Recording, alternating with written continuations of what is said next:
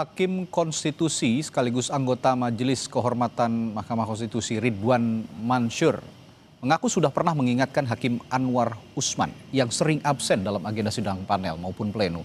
Ia menegaskan penegakan etik berpulang kepada diri hakim karena berkaitan dengan kepribadian. Hakim MK Ridwan Mansur mengaku sebagai rekan sudah sering mengingatkan Hakim MK Anwar Usman yang juga merupakan ipar Presiden ke-7 Republik Indonesia Joko Widodo. Menurut Ridwan, laporan kehadiran hakim dalam sidang tidak bisa ditutup-tutupi. Laporan kehadiran hakim dalam sidang juga disampaikan ke publik sebagai wujud menjaga akuntabilitas Majelis Kehormatan.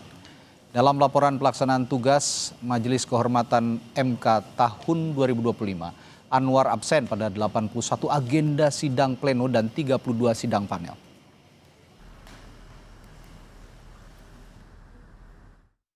Misalnya dalam beberapa kesempatan saya juga menyampaikan sebagai rekan gitu ya, sebagai sesama ya, untuk intinya hadir, apapun kalaupun tidak hadir tentunya ada alasan yang harus disampaikan gitu. Selalu saya sampaikan begitu karena memang peran dari MK adalah untuk menjaga martabat ya, menjaga etik gitu.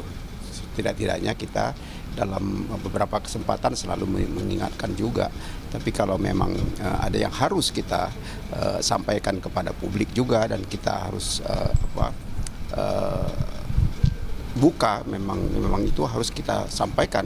Supaya mestinya dari dalam sendiri yang menyadari betul bahwa aware bahwa ini etis, ini tidak, itu memang itu seperti itu.